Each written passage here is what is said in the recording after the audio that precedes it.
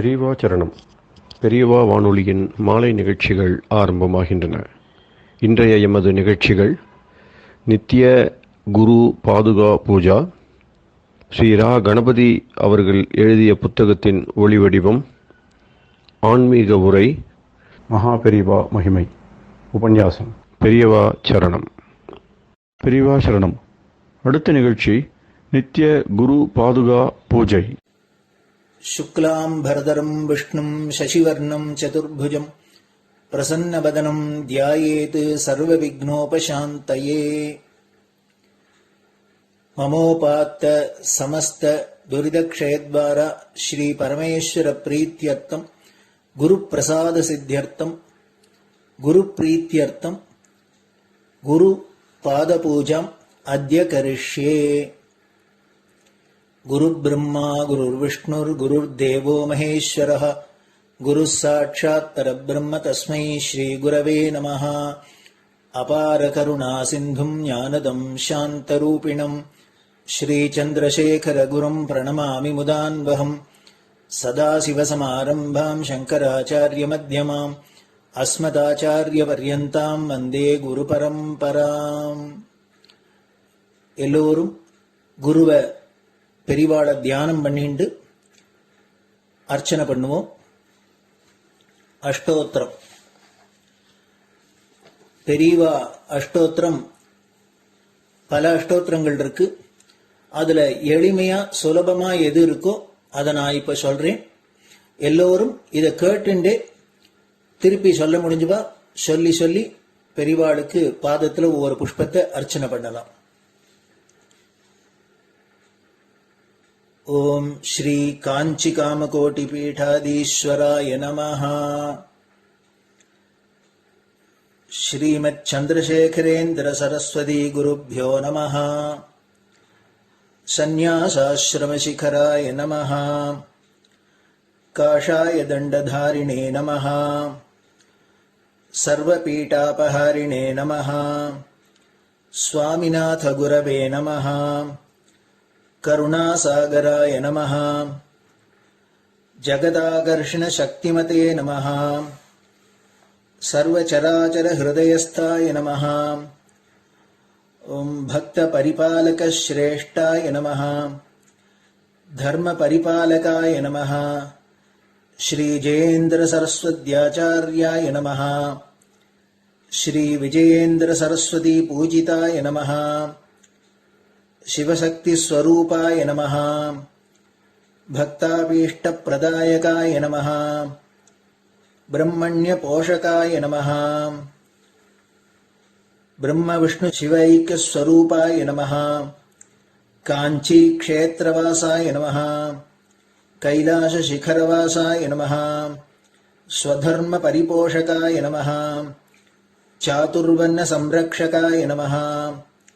लोकरक्षण संकल्पाय नमः. ओम ब्रह्मनिष्ठापराय नमः. सर्वपापहराय नमः. धर्मरक्षक संतुष्टाय नमः. भक्तार्पितधन स्वीकर्त्रे नमः. सर्वोपनिषत् सारज्ञाय नमः. सर्वशास्त्रगम्याय नमः. सर्वलोक पितामहाय नमः. भक्ताभीष्ट प्रदायकाय नमः. ब्रह्मण्य पोषकाय नमः. नानाविध पुष्पार्चितपताय नमः. रुद्राक्ष क्रीडधारिणे नमः. भस्मोद्दोलित विग्रहाय नमः. सर्वज्ञाय नमः. सर्वचराचर व्यापकाय नमः. अनेक शिष्य परिपालकाय नमः. मनश्चाञ्चल्य निवर्तकाय नमः. अभयहस्ताय नमः. भयापहाय नमः. यज्ञपुरुषाय नमः. यज्ञानुष्ठान रुचिप्रदाय नमः. यज्ञसम्पन्नाय नमः. यज्ञसहायकाय नमः. यज्ञफलदाय नमः. यज्ञप्रियाय नमः. उपमानरहिताय नमः. स्फटिक तुलसी रुद्राक्ष हारधारिणे नमः. चातुर्वर्ण समदृष्टये नमः. ऋग्यजुस्साम अथर्वणादि चतुर्वेद संरक्षकाय नमः. दक्षिणामूर्तिस्वरूपाय नमः जाग्रत् स्वप्न सुषुप्ति अवस्थातीताय नमः कोटिसूर्यतुल्यतेजोमय शरीराय नमः साधुसङ्गसंरक्षकाय नमः अश्वगज गोपूजा निर्वर्तकाय नमः गुरुपादुकपूजातुरन्तराय नमः कनकाभिषिक्ताय नमः स्वर्णबिल्वदलपूजिताय नमः सर्वजीवमोक्षदाय नमः मूकवाक्ताननिपुणाय नमः नेत्रदीक्षादानाय नमः द्वादशलिङ्गस्थापकाय नमः गानरसप्रियाय नमः ब्रह्मज्ञानोपदेशकाय नमः सकलकलासिद्धिताय नमः चातुर्वर्ण्यपूजिताय नमः अनेकभाषासम्भाषण कोविताय नमः अष्टसिद्धिप्रदायकाय नमः ओम श्री शारदामठसुस्थिताय नमः नित्यान्नदानसुप्रीताय नमः प्रार्थनामात्रसुलभाय नमः पादयात्राप्रियाय नमः नानाविधमतपण्डिताय नमः श्रुतिस्मृतिपुराणज्ञाय नमः देवयक्षकिन्नरकिंपुरुषपूज्याय नमः श्रवणानन्दकरकीर्तये नमः दर्शनानन्दाय नमः अद्वैतानन्दभरिताय नमः अव्याजकरुणामूर्तये नमः शैव वैष्णवादिमान्याय नमः श्रीशङ्कराचार्याय नमः दण्डकमण्डलोहस्ताय नमः वीणामृदङ्गसकलवाद्यनाथस्वरूपाय नमः रामकथारसिकाय नमः वेदवेदाङ्ग आगमादिसकलकलासतस्प्रवर्तकाय नमः हृदयगुहाशयाय नमः शतरुद्रीयवर्णितस्वरूपाय नमः केदारेश्वरनाथाय नमः अविद्यानाशकाय नमः निष्कामकर्मोपदेशकाय नमः लघुभक्तिमार्गोपदेशकाय नमः लिङ्गस्वरूपाय नमः सालग्रामसूक्ष्मस्वरूपाय नमः कालड्यां शङ्करकीर्तिस्तम्भनिर्माणकर्त्रे नमः जितेन्द्रियाय नमः शरणागतवत्सलाय नमः श्रीशैलशिखरवासाय नमः डमरुकनादविनोदाय नमः वृषभारूढाय नमः दुर्मदनाशकाय नमः आभिचारिकदोषहर्त्रे नमः मिताहाराय नमः मृत्युविमोचकशक्त्याय नमः श्रीचक्रार्चनतत्पराय नमः दासानुग्रहकारकाय नमः अनुराधानक्षत्रजाताय नमः सर्वलोकख्यातशीलाय नमः वेङ्कटेश्वरचरणपद्मषट्पदाय नमः श्री महात्रिपुरसुन्दरी समेत श्री चन्द्रमौलीश्वर पूजाप्रियाय नमः श्रीमच्चन्द्रशेखरेन्द्र सरस्वती सद्गुरु परब्रह्मणे नमः गुरुभ्यो नमः परमगुरुभ्यो नमः परमेष्टिगुरुभ्यो नमः परात्परगुरुभ्यो नमः गुरुपरम्पराभ्यां नमः गुरुपादुकाभ्यां नमो नमः. அடுத்தது ஊதுபத்தி இருந்தா அதை காமிச்சு தூபம், நெய் தீபம் இருந்தா காமிச்சு அதை நெய் தீபம் தீபம் காமிச்சுட்டு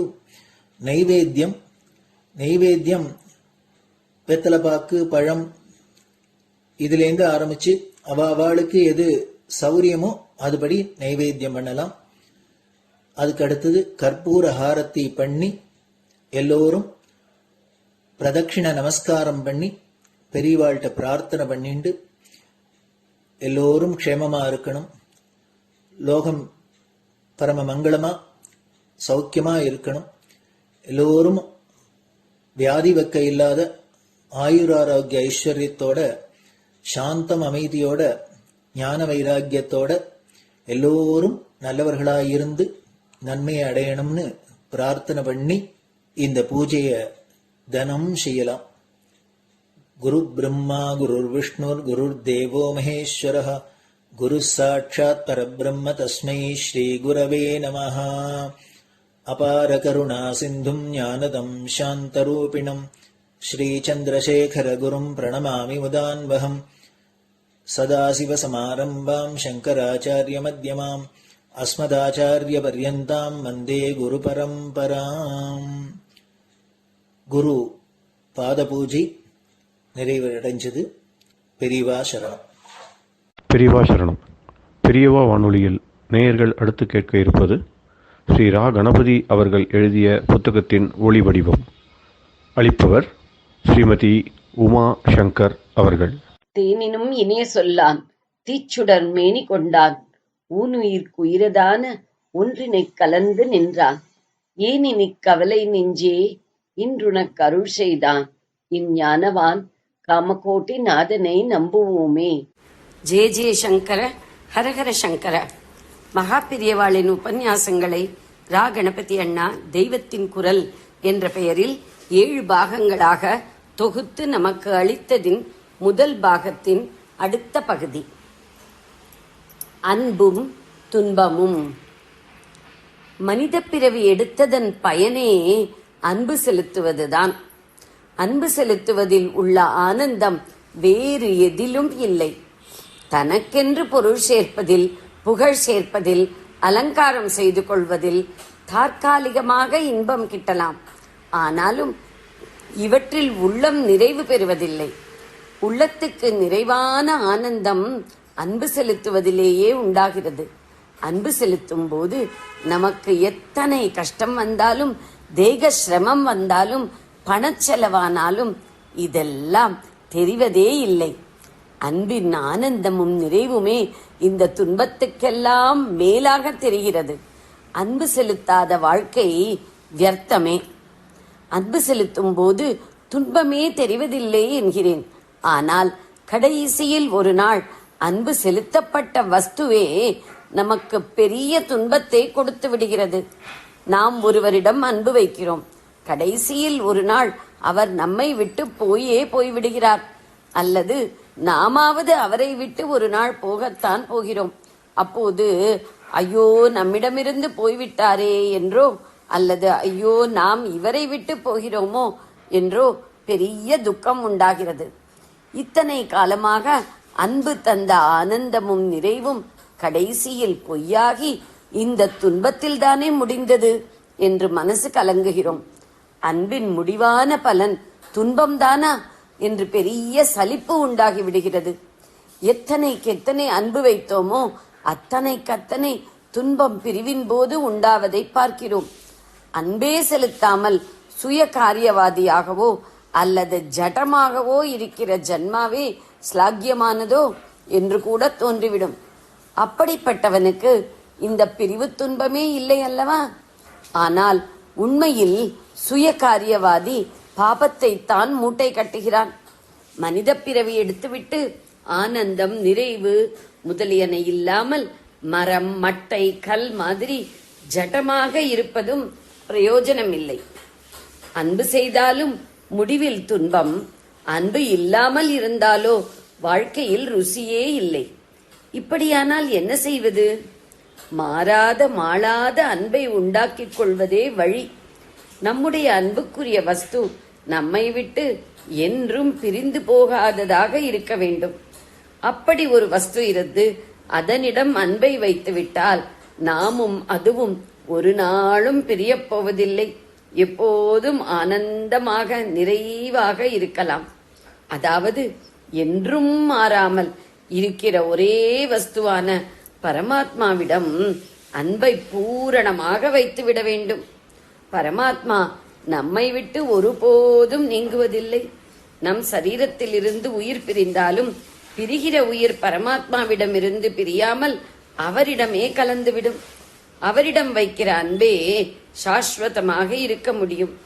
அழியாத பரமாத்மாவிடம் அன்பாக இருக்க வேண்டும் என்றால் வேறு யாரிடமும் அன்பாக இருக்கக்கூடாதா? மற்ற எல்லோரும் என்றோ ஒரு நாள் நசிப்பவர்கள்தானே என்ற கேள்வி எழலாம். பரமாத்மாவிடம் அன்பை நாம் மேலும் மேலும் வளர்த்து கொண்டால் அவருக்கு வேறாக யாருமே இல்லை என்று தெரியும். மரணமடைகிற மனிதர்களாக எண்ணி அதுவரை யாரிடமெல்லாம் துக்கஹேத்துவான அன்பை வைத்திருந்தோமோ அவர்களும் கூட இப்போது அழியாத பரமாத்ம ஸ்வரூபமாகவே தெரிவார்கள். இப்படி உலகம் முழுவதையும் பரமாத்மாவாகவே பார்த்து அன்பு செலுத்த வேண்டும். அப்போது நம் அன்பு ஒரு நாளும் துக்கத்துக்கு மூலமாக ஆகாமலே இருக்கும்.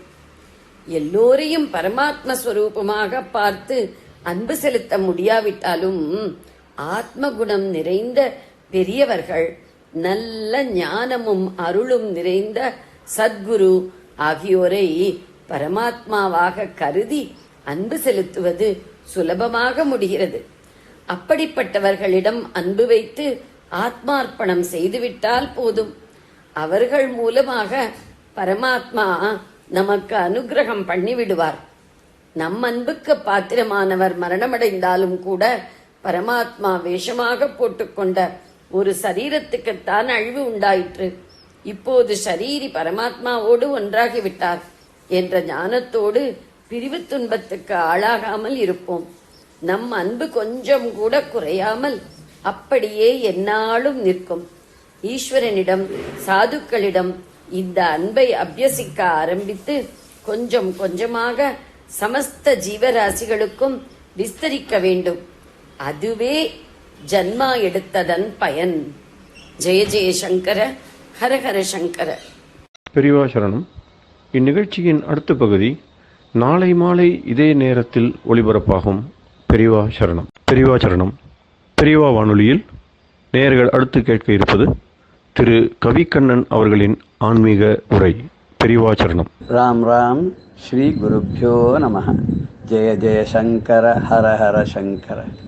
பெரியவா வானொலி நேயர்கள் அனைவருக்கும், மகா பெரியவாவுடைய பக்தர்கள் அனைவருக்கும் அடியேன் கவிக்கண்ணனின் அன்பு கலந்த நல்வாழ்த்துக்கள்.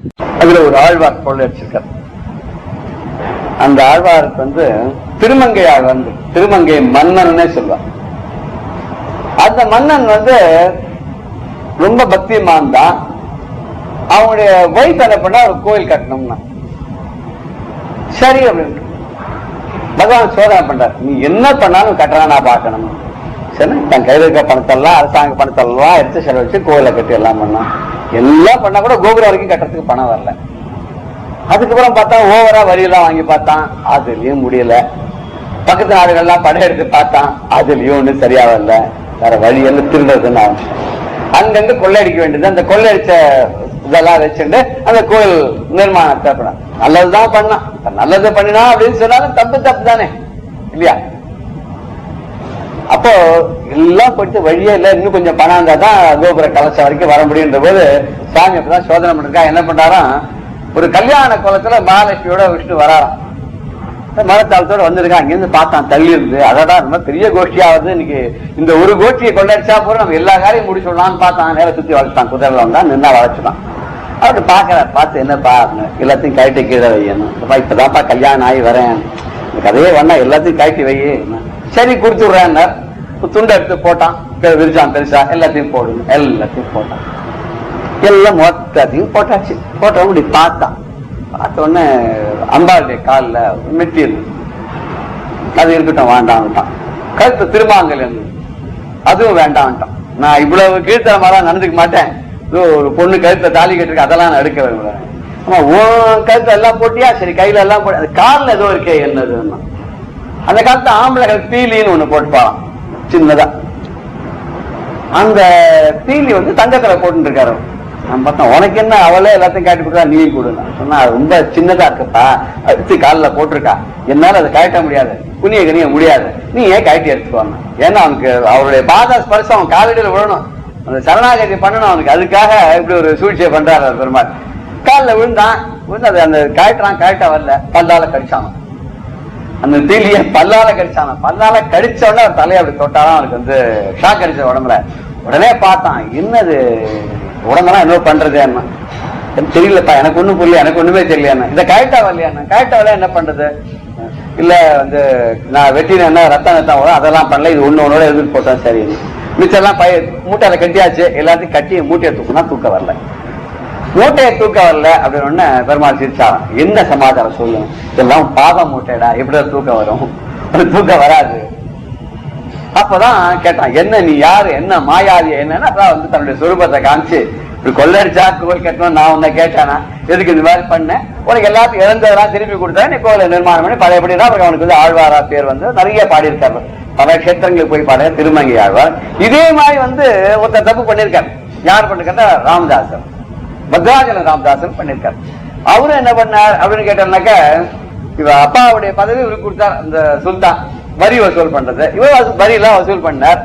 திடீர்னு ஒரு தோணுது, நம்ம ஊரை சின்ன ராமர் கோயில் அப்பா வச்சிருந்தது இருக்கே, அதுக்கு இப்போ ஸ்ரீராமன் உற்சவம் கோயில் ரொம்ப மோசமான நிலை இருக்கு, சரி அதுக்கு கொஞ்சம் பணத்தை செலவு பண்ணலாம். அது கொஞ்சம் தான் ஆரம்பிச்சா இழுத்துன்னு படுத்து கையில இருக்க காசெல்லாம் போயிட்டு எல்லாம் பகவானுடைய திருவிளையாடல் வரும்போது இதனால மக்கள் கூட தெரிவிக்கணும்னு நினைக்கிறா இல்லையோ, அத்தனை பணமும் செலவழிஞ்சு போயிட்டு ராஜா ஆள் அனுப்பிட்டான். இந்த மாச கலெக்ஷன்லாம் எங்கேன்னு எல்லாம் ஆச்சு. பங்குனி மாசம் போலியோ எல்லா கலெக்ஷனும் அந்த குவார்டரோட கலெக்ஷன் முழுக்க இவர் செலவழிச்சாச்சு.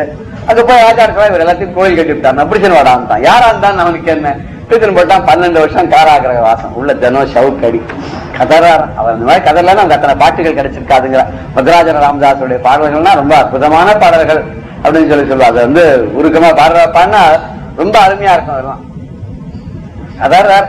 வரல, ராமன் வரல, உனக்காதான்டா கோவில் கட்டினேன், இந்த பணத்தை நான் ஏதாவது குந்தமொழி எடுத்து நான் குழந்தைகளை கொடுத்தேனா, என் பொண்டாட்டிக்கு நகை வாங்கி கொடுத்தானா, ஏதாவது பண்ண அத்தனையும் உனக்கு தானே பண்ணேங்க. சீத்தையை பார்த்து கேட்கலாம், ஏன் சொல்ல உங்க ஆத்துக்காட்ட சொல்லக்கூடாது, என்ன காப்பாத்து சொல்லு. நன்னு புரோகு மணி செப்பவே சீதம்ம தல்லி நன்னு புரோகு மணி செப்பவே என்ன காப்பாத்துன்னு சொல்லுங்கிறார். சொல்ற, நீ ஏன் சொல்ற? சொல்ல மாட்டேன், ஏன்னா அவனோட சேர்ந்து இருக்க நீ சொல்லவே மாட்டேன். ஆனா ஒண்ணு கேட்கிறேன், இதெல்லாம் யாரு கொடுத்தேன்? உனக்கு தானே கொடுத்தேன். இத்தனை நகை போட்டு இத்தனை பட்டெல்லாம் கட்டி எல்லாம் பண்ணி இதெல்லாம் யார் வாங்கி கொடுத்தா? உனக்கு உங்க அப்பா வாங்கி கொடுத்தாரா, உங்க மாமனார் வாங்கி கொடுத்தாரா? இல்ல நான் தானே வாங்கி கொடுத்தேன். இத்தனையும் என்கிட்ட வாங்கிட்டு நன்றி கட்டுத்தனமா இருக்கேன்னு ஒரு பாட்டுல பாடுறாராம். இப்படி கதறி அழறாரு. அப்ப கூட வரல. கடைசியில ஒரு நாள் சீதாதேவிய சொல்றாரு ராமன்ட்ட, நமக்கா எல்லாம் பண்ணிட்டு இவ்வளவு கட்டப்படுறானே, இவனுக்கு தான் காப்பாற்றப்படாதான்னு. அப்போ அவர் ஒரு கதை சொல்றாராம். எப்படின்னா, முன்னில ஜென்மால 2 பேருக்கு ஏதோ ஒரு ஒட்டு உறவு இருக்க போடுறது. அந்த சுல்தானா இருக்கிற ஒரு பிராமணனா இருந்திருக்கான். இந்த ராமருக்கு நிறைய அபிஷேகாதிகள் எல்லாம் பண்ணிருக்கான். அவன் ஏதோ 108 குடம் கங்கை தண்ணி அபிஷேகம் பண்ணு வேண்டிட்டு இருப்பான் போல இருக்கு. அவன் தப்பு கணக்கு போட்டான். 107 தான் ஆச்சு. அந்த 108வது ஆகல. பகவானே ஏதாவது சொன்னான்னு பண்ண 108 குடம் தண்ணீரே அபிஷேகம் பண்ண அப்புறம் எனக்கு நீ ஒண்ணுமே பண்ணாது இருக்கேன்னு 108வது குடத்தை தலை டம்முன்னு போட்டு வரிசான். அதனால நீ ஒரு மூர்க்கனா போவே அப்படின்னு சொல்லி சுவாமி சவிச்சார். அதனாலதான் அடுத்த ஜென்மால அபிஷேக பலனாக ராஜா சுல்தானா வந்தா அப்படின்னு சொல்லுவார். இவரும் ராமதாசரும் ஏதோ தப்பு பண்ணிருப்பார் போல இருக்கு. அதனால இந்த ஜென்மத்துல பக்தாளுக்கெல்லாம் இவருடைய பெருமையை காட்டணுன்றதுக்காக இப்படி ஒரு அவதாரத்தை பண்ணி சீத்தை சொல்றாங்க, நீங்க தான் பண்ண செய்யணும்னு நேரம் பண்றேன்னாராம். நேர சுல்தான்கிட்ட லட்சுமணி ஆக்ஷன் போனாராம். போனோன்னா யாருன்னு கேட்கறான் சுல்தான். ரொம்ப தேஜஸ்வியா இருக்க 2 பேர் அண்ணா தம்பியா வந்திருக்கா, நீங்களாம் யாருன்னா, நாங்க ராமதாசருடைய அடியாட்கள், நாங்க தான் போய் வரி எல்லாம் வசூல் எல்லாம் பண்ணிட்டு வருவோம். இப்ப உள்ள ஒரு வண்டி கொண்டு வர வேண்டிய வசூல் எல்லாம் நாங்க தான் கலெக்ட் பண்ணிட்டோம், அதெல்லாம் நாங்க கொண்டு இருக்கோம். அவர் கோயில் கட்டாரு சொன்னால அது வேற பணம். கோயில் கட்டினது உனக்கு வர வேண்டிய பணம் இது இருக்குன்னு தன் மேல அங்கவஸ்திரத்துல உதறான். கோயிலாம் அப்படியே தங்க காசா கொட்டி கிடக்கா. போய் பொறுக்கிறான். அவனோட போய் ஒரு காசா போய் பொறுக்கின்னு வரானா. அப்புறம் எல்லாத்தையும் வாங்கிட்ட உடனே கேட்கலாம், இத்தனை பணத்தையும் வாங்கிட்டியா, சரியா இருக்கா? இல்ல நான் கொடுத்ததுக்கு மேலேயே இருக்கேன். பகவான் எப்போ வட்டியோட திருப்பி கொடுத்தார். தண்டனை கொடுக்கறதானாலும் பகவான் வட்டியோட கொடுத்துருவார், அனுகிரகம் பண்ணுனாலும் வட்டியோட கொடுத்துருவார். பகவத் கருணையை தாங்க முடியாது, நமக்கு சக்தி கிடையாது. பகவான் வரணும் வந்தாலும் நம்மளால பார்க்க முடியாது.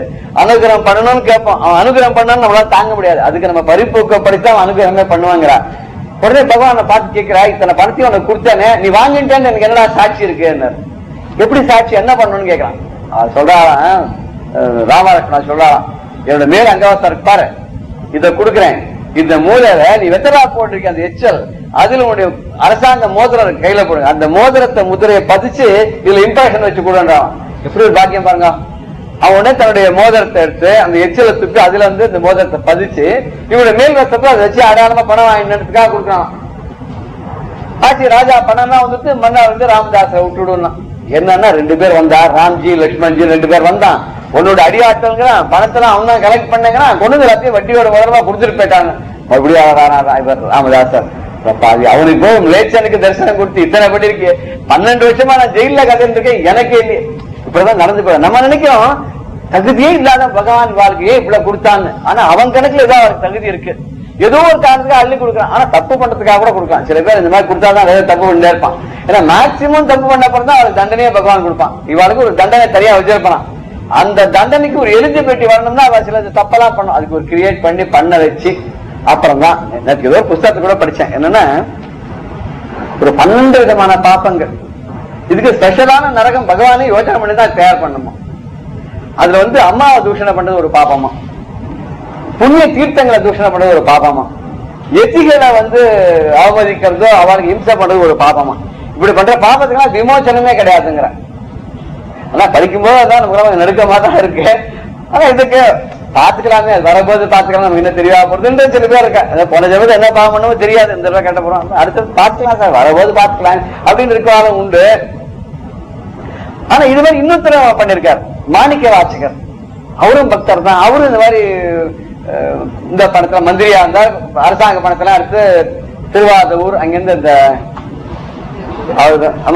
அவர் அது ஒரு சிவக்ஷேத்திரம், அங்க கோவில் கட்டி அதுக்கு எல்லாம் நிர்மாணம் எல்லாம் பண்ணி ரொம்ப அழகா எல்லாம் பண்ணிட்டார். பணம் எல்லாம் தீர்ந்து போயிட்டார். குதிரை வாங்கிட்டு வான்னு கொடுத்த போனார் ராஜா. நல்ல குதிரையா வாங்கிட்டு வான்னு கொடுத்தா அதெல்லாம் அவர் இந்த மாதிரி பண்ணிட்டார். அதுக்காக பரமேஸ்வரன் காட்டுல இருக்க நரியெல்லாம் பிடிச்சு அந்த குதிரையாக்கி கொண்டு போய் ஒரு லாயர்ல கட்டிட்டு நான் நீ கொடுத்த பணத்தை சரியா போயிட்டு வேற ஊருக்கு வருவான்ட்டு போயிட்டார். ராஜா என்ன பண்ணா அவரை ஜெயில இருந்து விட்டுட்டான். திருவாதூரார் மாணிக்க வாசகரை ராத்திரி எல்லாம் ஊழிட ஆரம்பிச்சு. இதெல்லாம் நரியெல்லாம் நிறைய ஆயிடுச்சு. நரி தானே குதிரையா வந்தது, குதிரை திருப்பி நிறைய ஆயிடுச்சு, எல்லாம் ஊழிட ஆரம்பிச்சுட்டு என்னடா எதிரான அப்புறம் பகவான தோத்திரம் பண்ண பண்ணாருன்னா அதே பாண்டிய ராஜாக்கா தான் வைகை கரையை கூட புட்டு மண் சுமந்து அடைச்சார்னு கதையெல்லாம் சொல்றாரு. இப்படி இவருக்கும் வறுமை வந்தது. எப்படி வந்ததுன்னா நல்ல காரியங்களை பண்ணி வந்தது. ஆனா வறுமையினால அவெல்லாம் கஷ்டப்படல. ஏதோ தண்டனைன்ற போல ராஜா ஏதோ கொடுத்தா கூட இவெல்லாம் அதை சமாளிச்சுட்டு வந்தா. பெரியவா சரணம். இந்நிகழ்ச்சியின் அடுத்த பகுதி நாளை மாலை இதே நேரத்தில் ஒளிபரப்பாகும். பெரியவா சரணம். பெரியவா சரணம். அடுத்த நிகழ்ச்சி மகா பெரியவா மகிமை உபன்யாசம். வழங்குபவர் பிரம்மஸ்ரீ கணேச சர்மா அவர்கள். அபார கருணா சிந்தும் ஞானதம் சாந்தரூபிணம் ஸ்ரீ சந்திரசேகரகுரும் பிரணமாமி முதான்வகம். காஞ்சி மகாபெரிவா 1978-79 வருஷம்லாம் யாத்திரையில் இருந்தா. இந்த யாத்திரையில் இருக்கத்தே கர்நாடகாவில் ஹம்பிங்கிற இடத்துல இருந்தா. இந்த ஹம்பியை சுற்றி கமலாபுரம், அமராவதி, ஹாஸ்பேட் முதலான பல இடங்கள் அங்கெல்லாம் யாத்திரையை பண்ணிட்டு பெரியவா அந்த வருஷம் சங்கர ஜெயந்தி வந்தது. 1979 வருஷம் ஏப்ரல் மாதம் எப்பொழுதும் சங்கர ஜெயந்தி வருமே. இந்த சங்கர ஜெயந்தி ரொம்ப விமரிசையாக கொண்டாடுற வழக்கம் காஞ்சி மடத்தில்.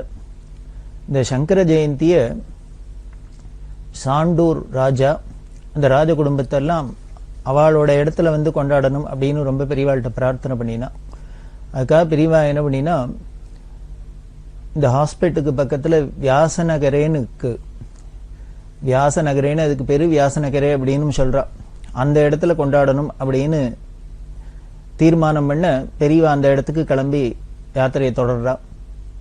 அந்த இடம் ரொம்ப ரம்யமாக இருக்கும். குண்டா ஃபாரஸ்ட் அப்படின்னு எல்லாம் கூட சொல்லுவாது. ஒரு வனாந்திர பிரதேசம் மாதிரி இருக்கும். துங்கபத்ரா டேம் உள்ள இடம். ஹாஸ்பிட்டலில் தான் துங்கபத்ரா டேம் இருக்குது. அந்த டேமுக்கூட ரிசர்வாயர் இது. பார்த்தீங்கன்னா ஒரு பக்கம் சமுத்திரம் மாதிரி இருக்கும் துங்கபத்ரா, இன்னொரு பக்கம் ஒரே ஃபாரஸ்டாக இருக்கும். அடர்ந்த மடம் செடி கொடிகளோடு இருக்கும். ரொம்ப ரம்யமான இடம், ரொம்ப அழகான இடம். அந்த இடத்துல சாண்டூர் ராஜாக்கு ஃபாரஸ்ட் பங்களாலாம் இருந்தது. அந்த இடத்துல ஒரு ஆசிரமம் அமைச்சு அதில் பெரியவா தங்கணும். அந்த இடத்துல சங்கர ஜெயந்தியை கொண்டாடலாம் அப்படின்னு சொல்லி ராஜாக்கள் ஏற்பாடு பண்ண பெரியவா சரின்னு அந்த இடத்துக்கு போகிறா. இப்போ கிளம்பி வரா. சாயந்தரம் 5 மணி இருக்கும். முதல் கேம்ப்லேருந்து கிளம்பி பெரியவா இந்த வியாசநகர நோக்கி வரப்போகிறா.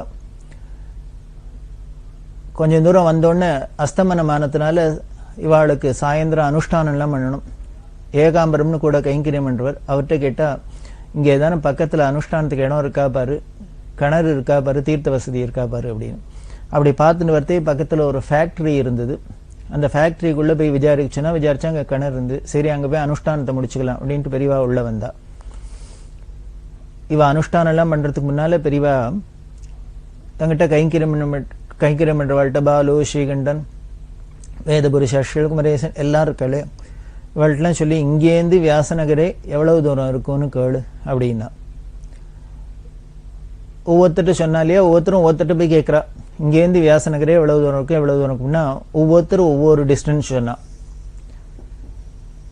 பெரியவாள்கிட்ட சொன்னா எல்லாருக்கும் ஒரே குழப்பம். ஒருத்தர் 3 கிலோமீட்டருங்கிற, ஒருத்தர் 5 கிலோமீட்டருங்கிற, ஒருத்தர் 7 கிலோமீட்டர் இருக்குங்கிற, இஷ்டத்துக்கு அவாவா ஒன்னு சொல்றா. உடனே பெரியவா ஏகாம்பரத்திட்ட கேட்டா, ஆளுக்காளு ஒன்னு சொல்றா, இப்ப எவ்வளவு கிலோமீட்டர் இருக்கும்னு எக்ஸாக்டா தெரியணும் அப்படின்ட்டு பாலுங்கிற கைங்கரமிட்ட என்ன பண்ணா, நீ எட்டையான்னு இன்னொரு தூரம் கேளு அப்படின்னா. அவர் போய் என்ன பண்ணினார், பெரியவா வந்துன்னு இருக்கிறதே யாத்திரை கிளம்பி வரத்தே ஷாண்டூர் யுவராஜா அவள்ளமும் கூட வரா. உடனே ஷாண்டூர் யுவராஜாட்ட போய் கேட்டார், எவ்வளவு இருக்கும் அப்படின்னா, அவர் இங்கேருந்து ஒரு 2 கிலோமீட்டர் தான் இருக்கும், கிட்டக்கு தான் இருக்கும், சீக்கிரம் போயிடலாம் அப்படின்னு அவர் சொன்னார். பாலு பெரியவாள்கிட்ட சொன்னோன்னு பெரியவா சிரிச்சுட்டே சொல்றா, ஆமா அவரோட இடத்துக்கு தான் நம்மள அழிச்சுன்னு போறார், அங்க அவர் சங்கர ஜெயந்தி பண்ணணும் அப்படின்னு ஆர்வமா ஏற்பாடு பண்ணி அங்க அழிச்சுன்னு போறா. நீ அவர்கிட்டயே போய் இடம் கேட்டீங்கன்னாக்க அவர் என்ன சொல்லுவார், தன்னோட இடம் ரொம்ப கிட்டக்கு தான் இருக்கு, வந்துடலான்னு தான் சொல்லுவார், இதோ அடைஞ்சு போயிடலாம் இதோ போயிடலான்னு தான் சொல்லுவார். யாருமே நம்ம இப்படித்தானே பண்ணுவோம், ஒருத்தர் யாரானு புதுசா வீட்டுக்கு அழிச்சாக்க அது இருக்கும் 2-3 கிலோமீட்டர், பஸ் ஸ்டாண்ட்லேருந்து இறங்கினேன்னா அப்படி 10 நிமிஷம் நடந்தேன்னா வந்துடலாம் சார் அப்படின்னு நாம அடுத்த வாழ்க்கை வழி சொல்றதையே நம்மளோட இடம் ரொம்ப நெருங்கி இருக்கிறாப்புல கிட்டக்க இருக்கிறாப்புல சிரமப்பட வேண்டாம் அப்படிங்கிறாப்புல தானே சொல்லுவோம். இது மனுஷாலோட இயற்கையிலையோ. அதனால பெரியவா சிரிச்சுனே சொல்ற, நீ அவர்கிட்டயே போய் கேட்டீங்கன்னா அவர் இடம் ரொம்ப கிட்டக்கு தான் இருக்கு, இதோ போயிடலான்னு தான் சொல்லுவார், அதனால அவர்கிட்ட கேட்காத அப்படின்ட்டு உடனே ஏகாம்பரத்திட்ட சொன்னா, நீ ஒண்ணு பண்ணு, ஒரு சைக்கிள் எடுத்துன்னு நீனே போய் பார்த்துன்னு வந்துடும் அப்படின்னா. நேர போய் பார்த்துன்னு வா, நான் அதுக்குள்ள இங்க எப்படி அனுஷ்டானம் பண்ண போறேன், அனுஷ்டானம் பண்ணதுக்கு டைம் ஆகும், இந்த அனுஷ்டான டயத்துக்குள்ள நீ சைக்கிள்ல போய் பார்த்துன்னு வந்துடும் அப்படின்னு சொல்லி அனுப்பிச்சா. உத்தரவா எடுத்து இவர் உடனே சைக்கிள் எடுத்துன்னு கிளம்பினார் ஏகாம்பரம். போனா அது ஸ்லோப்பா இருக்கும், அப்படி ஏத்தமா இருக்கு. நல்ல சித்திர மாசத்து வெயில் வேற என்னன்னா தகிச்ச இடம், வேர்க்கிறது, மூச்சு வாங்கிறது. இவருக்கு சைக்கிளை முதிச்சுன்னு போக முடியல மேடா இருக்கிறதுனால. என்ன பண்ணினார், சைக்கிளையும் தள்ளிண்டு இவர் நடந்து போறார். நடந்தே தான் போன, வேற வழியில நடந்தே போனார், சைக்கிளையும் தள்ளிண்டார். அப்படி மூச்சு இருக்க 3 கிலோமீட்டர் போனார். 3 கிலோமீட்டர் போனா அங்க மேடு தாண்டினோன்னு ஒரு ரயில்வே கேட் வந்தது. அந்த ரயில்வே கேட்ல போய் யார்ட்டையான விசாரிக்கலாம் அப்படின்ட்டு அந்த கேட் கீப்பர் இருந்தார். கேட் கீப்பர் அவர்கிட்ட போய் இவர் சொன்னார், இந்த வியாசநகரே இன்னும் எவ்வளவு தூரம் இருக்கும் அப்படின்னு. அவர் சொன்னார், இன்னும் அநேகமா 2 கிலோமீட்டர் இருக்கும், 2 கிலோமீட்டர் இன்னும் நடக்கணும் அப்படின்னு சொன்னார். ஆனா அந்த 2 கிலோமீட்டர் கீழே இறங்குறது இறக்கமா இருக்கு. இப்ப 3 கிலோமீட்டர் ஏத்தமா இருந்தது, அதுக்கப்புறம் 2 கிலோமீட்டர் இறக்கமா இருக்கும் அப்படின்னு. கர்நாடகால சில இடங்கள்லாம் அப்படிதான் இருக்கும், ஏத்த இறக்கமா இருக்கும், இறங்கி போகணும் அப்படின்னு சொன்ன. அந்த கேட் கீப்பர் சொன்னார், இனிமேல் ராத்திரி தங்குறதா இருந்தாக்க இங்கேயே கூட தங்கிக்கலாம் அப்படின்னா அவர் உபச்சாரம் பண்ணினார். இப்படி இந்த கேட் கீப்பரோட பேசிண்டே இருக்கிறதையே ஒரு கார் இப்படி வந்தது. என்னன்னா அந்த சாண்டூர் யுவராஜாவோட கார். அந்த கார் டிரைவர் இவெல்லாம் அடிக்கடி இங்க சாண்டூர்லயே இருந்தெல்லாம் போய் யாத்திரையில பழகினதுனால இந்த டிரைவருக்கு இந்த ஏகாம்பரத்தை அடையாளம் தெரியும், பார்த்தாலே தெரியும். இப்படி எல்லாம் பஞ்சகஞ்சம் கட்டின்னு வைதிக கோலத்தோட யாரான்னு வழியில போனாலே நமக்கு ஏதோ பெரியவாளை பார்க்க போறா அப்படின்னு காஞ்சி மடம் பெரியவா அப்படிங்கிறதுலாம் இது உலக பிரசித்தம். எங்கேயான வைதிக கோலத்தோட யாரானு இருந்தா, வேத வித்துக்கள் இருந்தா, இப்படி ஆச்சார அனுஷ்டானம் உள்ளவா இருந்தா, எல்லா யாரா இருந்தாலும் அவளை பார்த்த மாத்திரத்திலே எல்லாரும் தீர்மானம் பண்ணின்னு இது ஏதோ காஞ்சி மடம் அப்படின்னு. அது மாதிரி அவர் என்ன பண்ணார், இவர் பழகினத்தினால உடனே நிறுத்தினர். அந்த டிரைவர் நிறுத்தி இவர்கிட்ட ஏகாம்பரத்திட்ட விசாரிச்சார், இது மாதிரி பெரியவா பார்த்துன்னு வர சொன்னா வந்தேன் அப்படின்னு.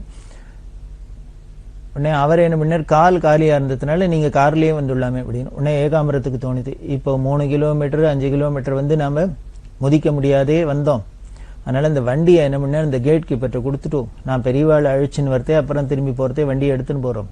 சைக்கிள் ஒன்று கூடவே வச்சுருப்பா, அங்கங்க முன்னால போய் கேம்பில் பார்க்கறதுக்கு, இடம் பார்க்கறதுக்கு, ஏதான அவசர சமயம்னா இருக்கட்டும், ஒரு பின்னாலேயே ஒரு சைக்கிள் போகும். அது ஒண்ணுதான் அங்க வாகனம் கூட இருக்கிறவாளுக்கு. அந்த கேட் கீப்பர்ட்டே அந்த சைக்கிளையும் கொடுத்துட்டு இவர் உடனே இந்த கார்ல ஏறிண்டு வந்துட்டார். கார்ல ஏறி பெரியவா இருக்கிற அந்த ஃபேக்டரிக்கு வந்தா பெரியவா அனுஷ்டானம் பண்ணிட்டு இருக்கா. அனுஷ்டானம் எல்லாம் முடிஞ்சுது. முடிஞ்ச உடனே பெரியவா கேட்டா, என்ன போனியா பார்த்துன்னு வந்தியா அப்படின்னா. பார்த்தேன் அப்படின்னா. எவ்வளவு இருக்குன்னாரு. இங்கேருந்து 3 கிலோமீட்டர், அப்புறம் 2 கிலோமீட்டர், மொத்தம் 5 கிலோமீட்டர் குறையாது, 5 கிலோமீட்டர் இருக்கும் அப்படின்னு. அதுல வழியும் சொன்னார். அதுல 3 கிலோமீட்டர் ரொம்ப மேடா இருக்கு, ஏறி போவன் இருக்கு, அடுத்த 2 கிலோமீட்டர் இறக்கமா இருக்கு, 5 கிலோமீட்டர் எப்படியும் நடக்கணும் அப்படின்னு. உடனே பெரியவா சிரிச்சுட்டே, பத்தியா, அதுக்குதான் எந்த ஒரு விஷயமா இருந்தாலும் நாமளே நேர பார்த்து தெரிஞ்சுக்கணும். இப்போ ஒருத்தர் ஒவ்வொன்னு சொன்னா அவர்கிட்ட கேட்டா 2 கிலோமீட்டர் தான் இருக்குங்கிற, ஆனா மொத்தத்துல பார்த்தா இப்ப 5 கிலோமீட்டர் இருக்கு.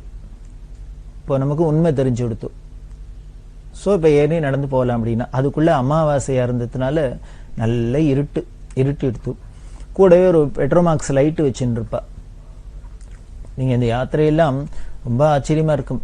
இவரா ராஜாதி ராஜாக்கள்லாம் வந்து தபஸ் இருக்கிற, இவரோட கடாட்சத்துக்கும் கடைக்கண் பார்வைக்கும் தவம் இருக்கிற ஒரு பெரிய மகானா, பெரிய ஒரு பீடத்தோட அதிபதியா, எதிராஜனா அப்படின்னு சொல்றாப்புல இவருக்கு இவ்வளவு கியாதி இருந்தா கூட இப்படி ஒரு யாத்திரையில ஒரு சைக்கிளை வச்சுட்டு 4 பேரோட பரிவாரத்தை வச்சுன்னு ஒரு பெட்ரோமாக்ஸை வச்சுட்டு ராத்திரி இல்லை, பகல்ல, மேடு இல்லை, பள்ளம் இல்லை, இப்படி எல்லாம் நடந்து இவர் எதுக்கு யாத்திரை பண்ணினார், எங்க போனார், எதுக்கு போகணும், என்ன பண்ணணும், அவருக்கு தான் வெளிச்சம்.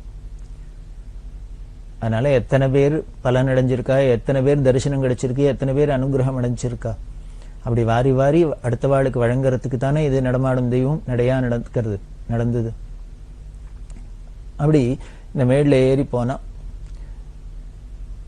3 கிலோமீட்டர் போனா ராத்திரி கிட்டத்தட்ட 9 மணி ஆயிடுத்து. அப்பதான் அந்த கேட்டு கிட்ட வந்து, அந்த கேட்டு கிட்ட அப்புறம் அந்த சைக்கிளை வாங்கிட்டு அடுத்த 2 கிலோமீட்டர் கடந்து அந்த கெஸ்ட் ஹவுஸ்க்கு போனா. வியாசநகரை ஒரு வழியா வந்தது. போறதே ராத்திரி 9 மணிக்கு மேல ஆயிடுத்து.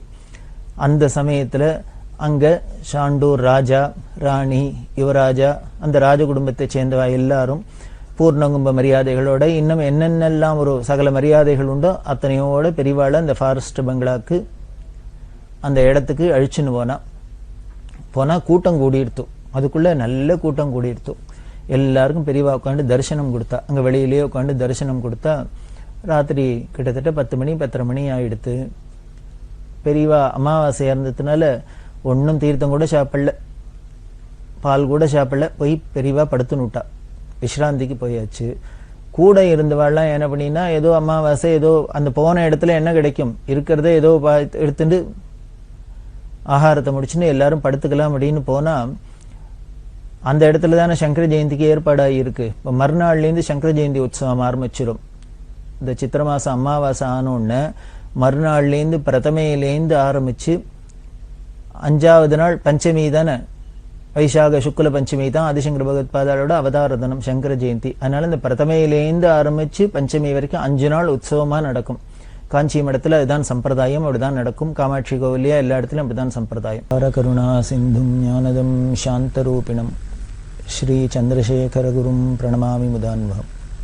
இந்த சித்திர மாசம் அமாவாசை ஆனோன்னு மறுநாள்லேருந்து பிரதமையிலேருந்து ஆரம்பிச்சு 5வது நாள் பஞ்சமி தானே, வைசாக சுக்ல பஞ்சமி தான் ஆதிசங்கர பகவத்பாதாரோட அவதார தினம் சங்கர ஜெயந்தி. அதனால இந்த பிரதமையிலேருந்து ஆரம்பிச்சு பஞ்சமி வரைக்கும் 5 நாள் உற்சவமா நடக்கும்.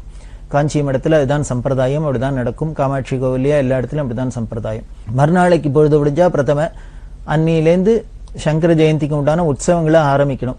அதனால அங்க இருக்கிறவாள்லாம் என்னென்ன சம்பிரதாயம், என்னென்ன ஏற்பாடு பண்ணணும், என்ன சாமான்கள் வேணும், எல்லாம் ஏற்பாடு முன்னாலே பண்ணி வச்சுனா தானே மறுநாளைக்கு விமர்சையா கொண்டாட முடியும். அதுக்கெல்லாம் இவாழ்கிட்டலாம் வந்து கேட்கிறா. கூட கைங்கரியம் இவாழ்கிட்ட தானே கேட்கணும்.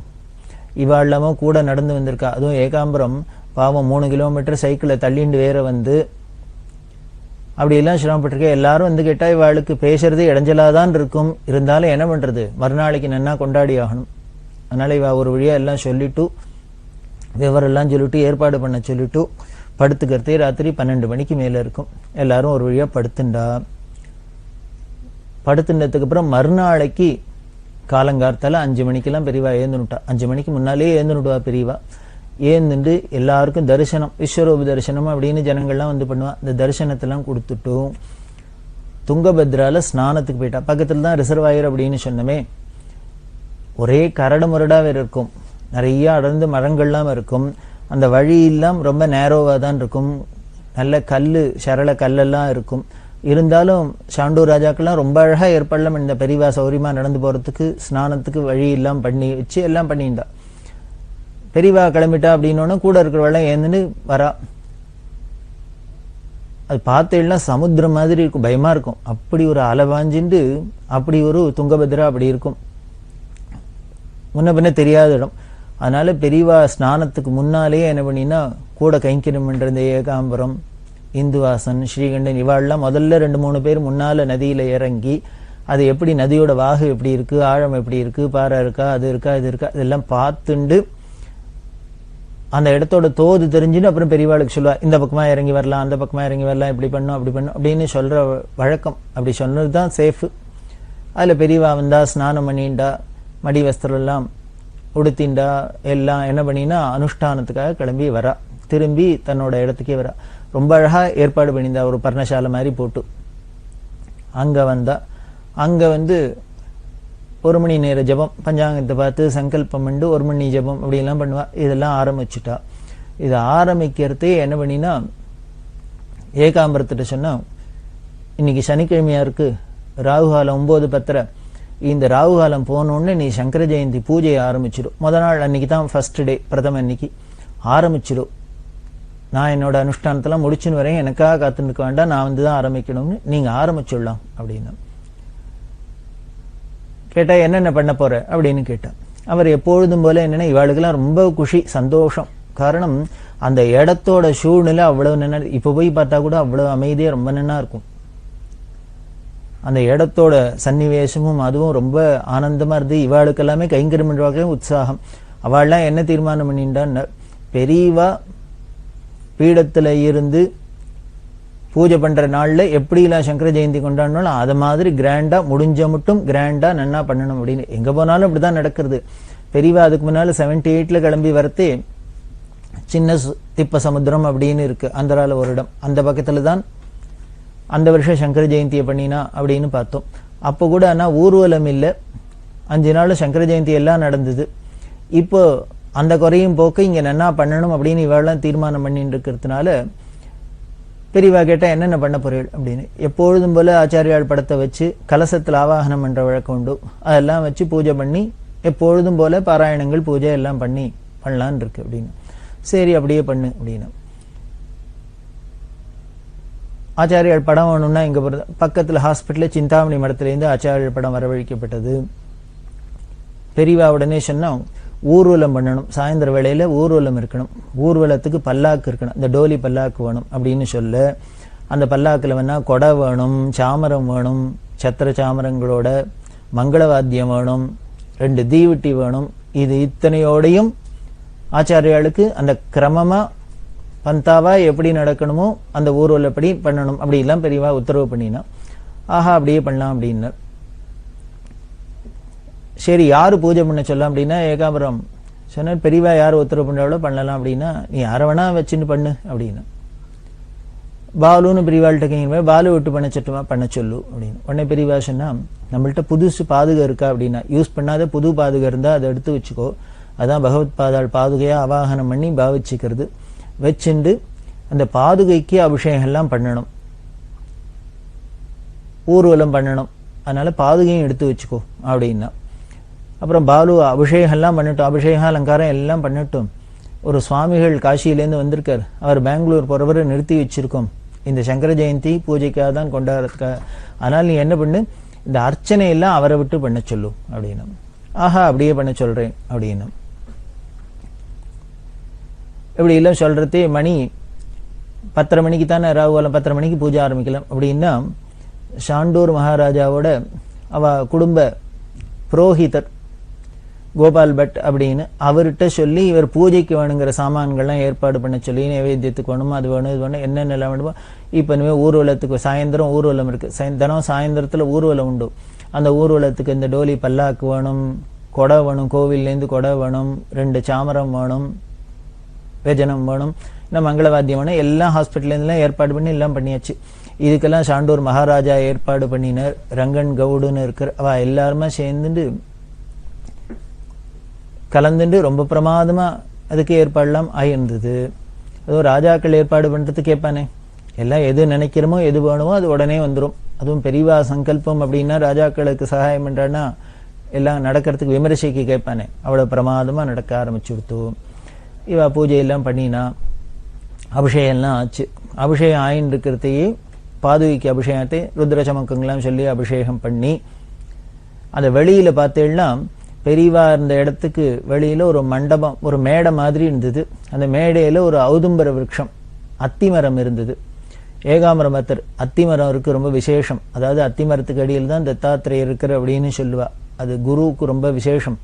அதனால இந்த அத்திமரத்துக்கு அடியிலே அந்த மேடையிலேயே சுத்திவர ஒரு தட்டியை வச்சு மரப்பு வச்சுட்டோம்னா அந்த பந்தல் அழகா ரூம் மாதிரி ஆயிடும். அதுல ஆச்சாரியால வச்சுட்டு படத்தை வச்சு பாதுகையை வச்சு எல்லாம் பண்ணி பூஜை எல்லாம் பண்ணிக்கலாம், பூஜை ரூம் மாதிரி ஆயிடும் அப்படின்னு ஏற்பாடு பண்ண ரொம்ப அழகா ஏற்பாடு இருந்து மாவில தோரணெல்லாம் கட்டி ரொம்ப மக்களமா கிராண்டா அங்க ஏற்பாடு ஆயிருந்தது.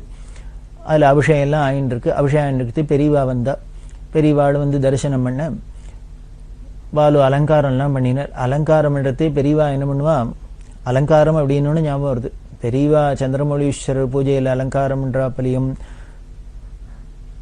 போட்டோலயே பாக்குறோம். நாம ஒரு சிற்பி, ஓவியர் சிற்பி வரைஞ்ச ஒரு சித்திரம் இருக்கு, பிரதோஷ பூஜையில பெரியவா பண்ணிட்டு இருக்கிறாப்ல.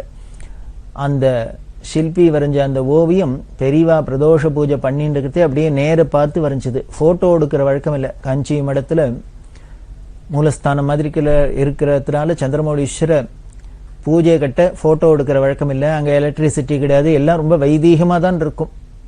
ரொம்ப ஆச்சார அனுஷ்டானம் வைதீகமா தான் இருக்கும். அங்க இந்த மாடர்ன் எக்யூப்மெண்ட்ஸ் இது மாதிரி ஒன்றும் இதெல்லாமே எதுவுமே அங்க இருக்காது. அப்படி பெரியவா சந்திரமௌலீஸ்வர பூஜை பண்றத சித்திரமா பிற்காலத்துக்குள்ள எல்லாரும் பார்க்கணும் அப்படின்னு ஆசைப்பட ஓவியர் சிற்பி என்ன பண்ணார், அவர் சித்திரமா வரைஞ்சார். அவர் கூடவே உட்காந்துட்டு இது எதுக்கு சொல்றேன்னா, அதுல பார்த்தேன்னா அந்த சித்திரத்துல அலங்காரம் பண்ணியிருக்கோம் அந்த பூஜை மண்டபத்தெல்லாம் கூட இது எல்லாமே பெரியவா ஒரிஜினலா பண்ணினது. அதை பார்த்து அப்படியே அவர் வரைஞ்சது. ஒண்ணு கூட அவரோட கற்பனையினால வரைஞ்சதே கிடையாது. சிற்பிட்ட அது ஒரு ஸ்பெஷாலிட்டி. சுவாமிக்கு நகையா இருக்கட்டும், அந்த பாத்திரங்களா இருக்கட்டும், பண்டமா இருக்கட்டும், எதுவா இருந்தாலும் அங்க என்ன இருக்கோ ஒரிஜினல் அதை பார்த்து அப்படியே தான் காப்பி எடுத்தாப்புல வழியே இவராவே கற்பனையில எதுவும் பண்ண மாட்டார். அப்படிதான் அங்க அந்த ஔதும்பர விருட்சத்துக்கு அடியில எல்லாம் ஏற்பாடு பண்ணிட்டு அதுல பெரியவா வந்து என்ன பண்ணா, அலங்காரத்துக்கு சஜஷன்லாம் சொல்லி இப்படி போடும் அப்படி போடும். சில சமயம் தானே போய் அலங்காரமும் பண்ணுவா. இந்த அலங்காரம் பண்றது அப்படிங்கிறது அந்த பக்தி பாவத்தை வெளிப்படுத்தும். ஒரு தந்தத்துல ஆதிசங்கர விக்கிரகம் இருந்தது. கேரளாலேருந்து பண்ணி வந்து ஒரு அன்பரை விட்டு பண்ணிட்டு வர சொன்னா வந்தது. அது சங்கர ஜெயந்தி போது காஞ்சிபுரத்துல இருக்கிறத என்ன பண்ணா பெரியவா, இந்த தந்த விக்கிரகம் மாதிரி அப்படின்னு சொல்லுவோம், அழகா இருக்கிறத தந்த விக்கிரகத்துல ஆச்சாரியால் இருக்கா, இத யானை மேல வச்சு உருளணும். ஏன்னா வெள்ளவெளேன்னு தந்தம் இருக்கு, அது கண்ணங்கரேன்னு யானை மேல இருந்தா அந்த கான்ட்ராஸ்ட் ரொம்ப அழகா இருக்கும், அதுல ஊர்வலம் விடணும் அப்படின்னு சொல்லி சிம்சன் வைத்தா அப்படின்னு சொல்லக்கூடிய சங்கர ஜெயந்தி மண்டபத்தை இந்த ஊர்வலத்துல 4 ராஜவீதிலையும் யானை மேல இந்த தந்த விக்கிரகத்தை வச்சு ஊர்வலம் விட்டு அப்படின்னு ஏற்பாடு பண்ணு அப்படின்னு சொன்னா. அது ஏற்பாடு பண்றதே பெரியவா சொன்னா, நானே எங்க ஐயால ஆச்சாரியாளுக்கு அலங்காரம் பண்றேன், புஷ்பம் கொண்டு வா அப்படின்னா. அப்போன்னு பார்த்தா இந்த சித்திர மாசமா இருக்குன்னு ஒரே மல்லி தான் கிடைக்கும். கூட இருக்கிற மல்லியரும்பு எல்லாம் கொண்டு வந்தா பெரியவா பண்ணேஸ்வரர், சே அவரே வெள்ளை வெளையர்னு இருக்கார், அதுக்கு போய் மல்லியரும்பு போட்டால் எடுபடுமோ, அதனால வெள்ளைக்கு நின்னா செக்குச்சுவேன்னு ஒண்ணும் நல்ல ஷேப்பு கலர் புஷ்பத்தினால மாலையெல்லாம் கொண்டு வான்னா. கிடைக்கல ஒண்ணும். ஷேப்பு புஷ்பம்னா ஒரே ஒரு பட்டு ரோஸ் தான் இருந்தது. அதை கொண்டு வச்ச ஷேப்ல இது ஒண்ணுதான் இருக்கு அப்படின்னா, வேற இல்லவே இல்லையா இல்லை. உடனே அந்த ஷேப்பு பட்டு ரோஸை தூக்கி ஆச்சாரியர் தலைமையில வச்சுட்டு பெரியவா, அப்பா என்ன அழகு, இவருக்கு எதுக்குடா அலங்காரம், நமக்கு கொஞ்சம் அழகு கொஞ்சம் குறைஞ்சவான்னா அதை மேக்கப் பண்ணிக்கிறதுக்கு அலங்காரம் எல்லாம் பண்ணிக்கணும், இவரே சுயமாவே இவ்வளவு அழகா இருக்கார், அதுவும் தந்த விக்கிரகமா இருக்கு, இவருக்கு என்ன ஸ்பெஷலா இனிமே மாலையை போட்டு அத்தை பண்ணி பூவை போட்டு அலங்காரம் பண்ணுவேனே, இப்படியே எடுத்துன்னு போவர அப்படின்னு சொல்லி பெரியவா அவ்வளவு ஆனந்தப்பட்டார். எதுக்கு சொல்றேன், அப்படி இந்த ஆச்சாரியால் அந்த பிம்பம் அதெல்லாம் பார்த்தாலே அப்படியே உருகுவா. தெரியும் அந்த பக்தி அப்படிங்கிறது நமக்கும் அது மாதிரி வரணும். பெரியவா அப்படின்னா பெரியவா போட்டோவை பார்த்தா, பெரியவான்னு நாமத்தை கேட்டாலே நமக்கு அப்படியே இந்த உள்ளுக்குள்ள ஊறணும், பக்தி உருகணும், நெக்கு உருகணும். அதுக்காக தானே இதெல்லாம் பண்ணி காமிக்கிறா. அப்படி தானே அலங்காரம் பண்ணி எல்லாம் பண்ண, அர்ச்சனை எல்லாம் பண்ண சொன்னா, அர்ச்சனை தான் இந்த சுவாமிகளை விட்டு பண்ண சொல்ல. அப்புறம் தீவாரதன் தானே பெரியவா கையால தீவாரதனை காமிக்க, மந்திர புஷ்பங்கள்லாம் முடிஞ்சு சத்திரச்சாமத்தோட இப்ப கார்த்தால பூஜை முடிஞ்சுது. அது எப்படி இருந்ததுன்னு ஆதிசங்கருக்கு ஜெயந்தி கொண்டாடுறது கண்ணால பாக்குற பாக்கியம் இருந்தது. அது ஏற்பாடு பண்ணியிருந்தோ ராஜாக்கள். அவ்வளவு கிராண்டா இந்த வியாசனகரையில இந்த சங்கர ஜெயந்தி உற்சவம் ஆரம்பிச்சது. இதை தொடர்ந்து என்ன நடந்தது சுவாரஸ்யம் அப்படிங்கிறதெல்லாம் தொடர்ந்து பார்க்கலாம். பெரியவா சரணம். இந்நிகழ்ச்சியின் அடுத்த பகுதி நாளை மாலை இதே நேரத்தில் ஒளிபரப்பாகும். பெரியவா சரணம். பெரியவா சரணம். அடுத்த நிகழ்ச்சி திருவாசக இன்னிசை வழங்குபவர் ஸ்ரீ சத்குருநாத தேசிகர் அவர்கள். பெரியவாச்சரணம்.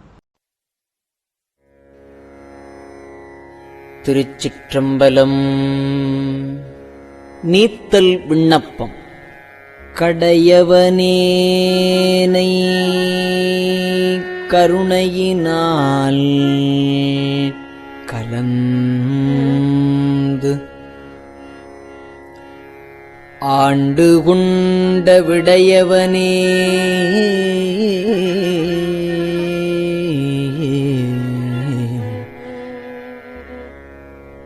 விட்டுடுதி கண்டாய்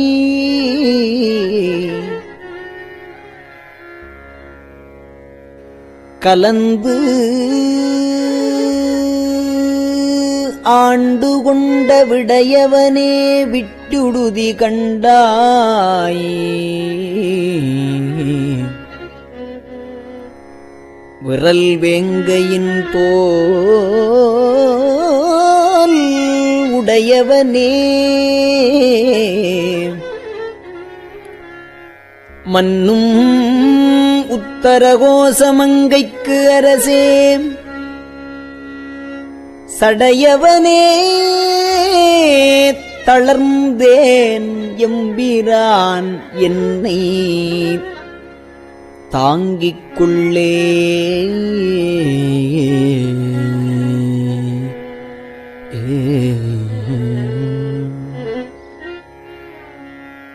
கொள்ளேற் பிளவு அகலா தடங்குங்கையற் கொவ்வை செவ்வாய் விள்ளேன் எனினும் விடுதி கண்டாய்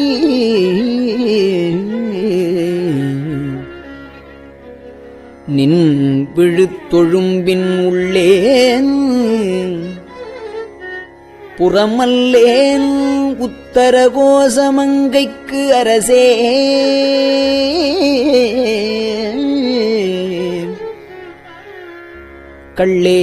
கள்ளேன் ஒழியவும் கண்டுகொண்டு ஆண்டது எக்காரணமே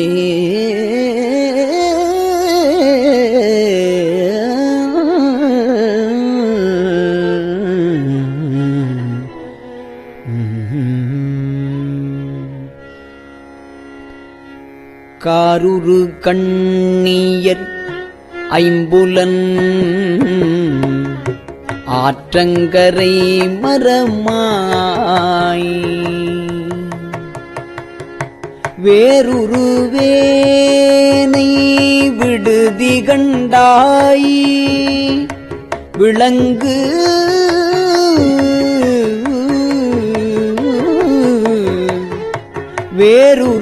வேருருவேனை விடுதி கண்டாய் விளங்கும் திருவாரூர் ஊர் உறைவாய் மன்னும் உத்தரகோச மங்கைக்கு அரசே ஏவாருரு பூன் முலையாள் பங்க உத்தரகோச மங்கைக்கு அரசே வாருரு பூன் முலையாள் பங்க என்னை வளர்ப்பவனே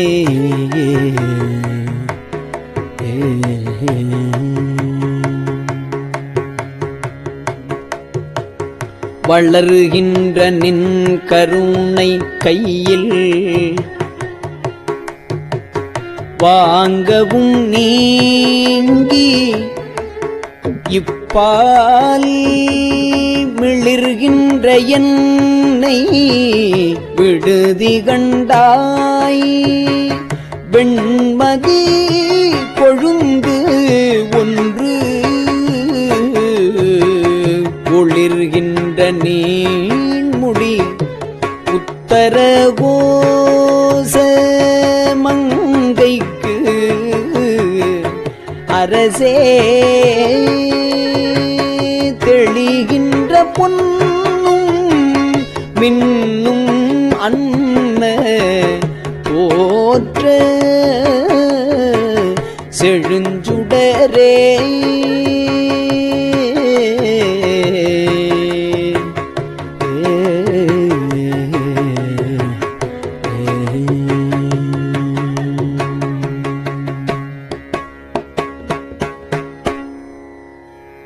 செழிகின்ற தீ புகுவிட்டிலில் சின்மொழியாரில் பண்ணாள் விழுகின்ற என்னை விடுதி கண்டாய்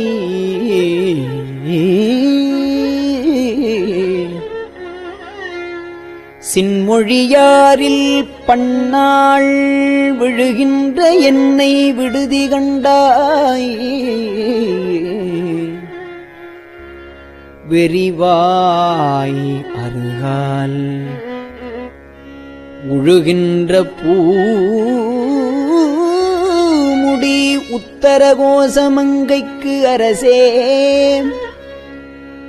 வழி நின்று நின்னருளார்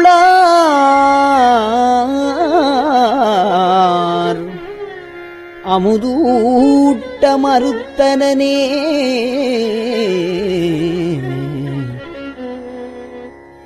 மறுத்தனன் யான் உன் அருள் அறியாமையின்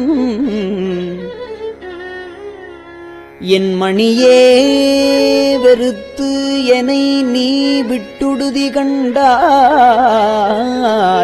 வினையின் தொகுதி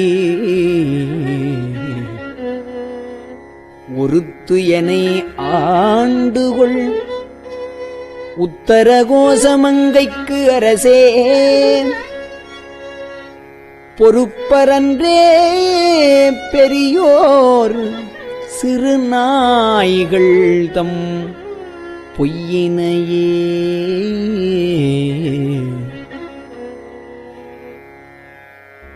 பொய்யவனேனை பொருள் என ஆண்டு ஒன்று பொத்திக் கொண்ட மெய்யவனே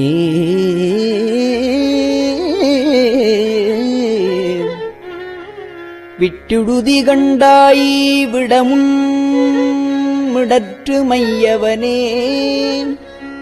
விடம் உன் மிடற்று மையவனே மன்னும் உத்தரகோசமங்கைக்கு அரசே செய்யவனே சிவனே சிறியேன்பவம் தீர்ப்பவனே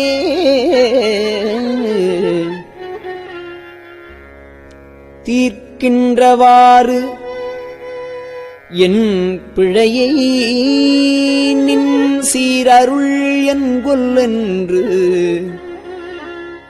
வேர்க்கின்ற என்னை விடுதி கண்டாய் விரவா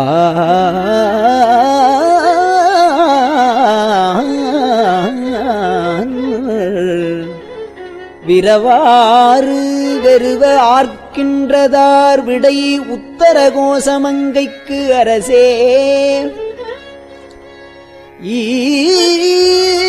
ஈர்க்கின்ற அஞ்சொடு அச்சம் வினையேனை இருதலையே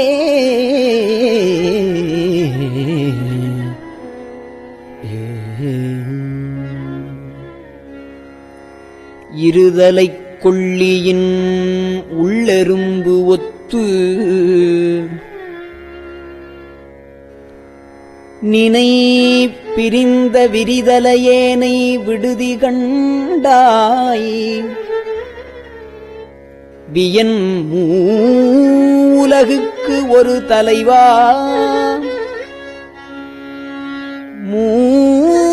மூலகுக்கு ஒரு தலைவா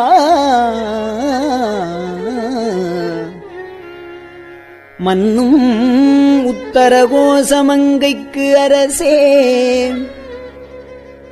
பொறுதலை மூவிலை வேல்வலன் ஏந்தி பொலிபவனே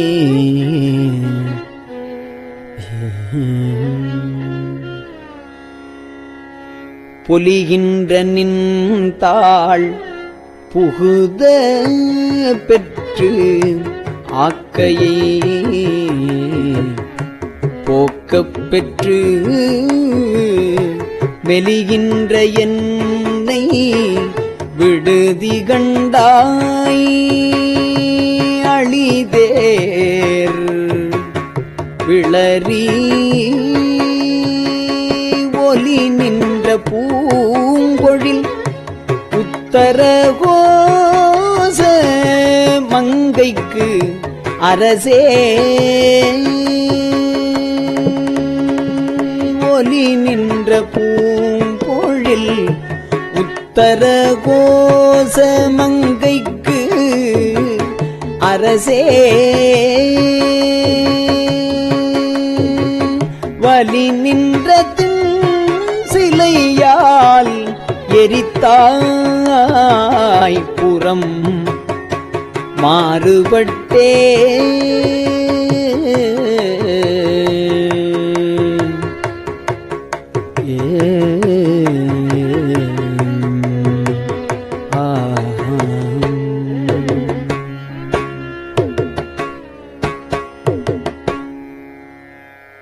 திருச்சிற்றம்பலம். பெரியவா சரணம். இந்நிகழ்ச்சியின் அடுத்த பகுதி நாளை மாலை இதே நேரத்தில் ஒளிபரப்பாகும். பெரியவா சரணம். பெரியவா சரணம். பெரியவா வானொலியின் இன்றைய நிகழ்ச்சிகளின் நிறைவாக திருப்பொன்னூசல் வழங்குபவர் சத்குருநாத தேசிகர் அவர்கள். பெரியவா சரணம். திருச்சிற்றம்பலம். திருப்பொன்னூசல். தெங்குலவு சோலை திரு உத்தர கோசமங்கை தெங்குலவு சோலை திரு உத்தர கோசமங்கை தங்குலவு சோதி தனியுருவம் வந்தருளி எங்கள் பிறப்பறுத்திட்டு எந்தரமும் ஆட்கொள்வான் பங்குலவு கோதையும் தானும் பணி கொண்ட கொங்குலவு கொன்றை சடையான் குணம் பரவி பொங்குலவு பூன்முலையீர் பொன்னூசலாடாமோ பொங்குலவு கொன்றை சடையான் குணம் பரவி பொங்குலவு பூன்முலையீர் பொன்னூசலாடாமோ பொங்குலவு பூன்முலையீர் பொன்னூசல் ஆடாமோ.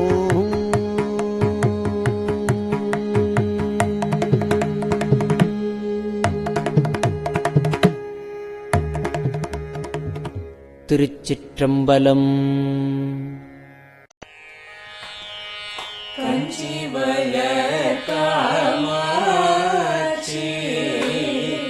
தங்குழந்தாய் சங்கரரே கஞ்சி வளர் காமாட்சி தங்குழந்தாய் சங்கரரே குரு சந்திரசேகரரே உறங்கிடுவீர்களே உறங்கிடுவீர்களே.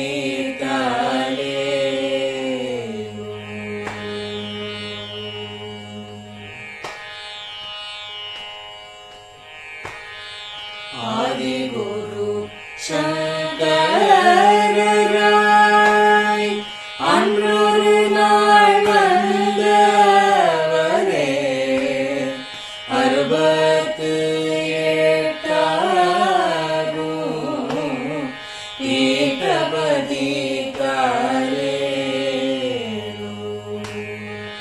ஏழுலகும் பூப்பவரே காப்பவரே கரப்பவரே எல்லோர்க்கும் அருள்பவரே உலகிடுவீர் தாயே அயனுடனே மாலவனோ தேடிய பொற்பதத்தவரே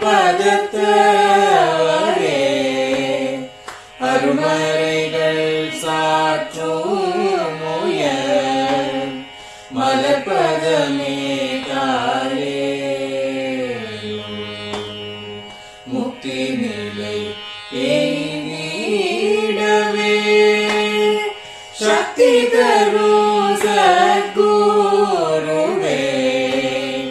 முக்தி நிலை எய்திடவே சக்தி தரும் சத்குருவே நித்தமெங்கள் நாவீசையில் நித்திரை கொள்தாயே நித்தமெங்கள் நாவீசையில் நித்திரை கொள்தாயே நித்தமெங்கள் நாவீசையில் நித்திரை கொள்தாயே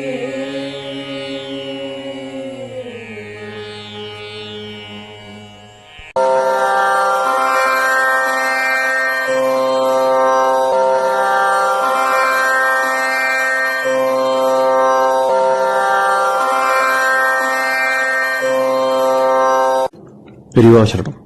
பெரியவா வானொலியின் மாலை நிகழ்ச்சிகள் இத்துடன் நிறைவடைகின்றன.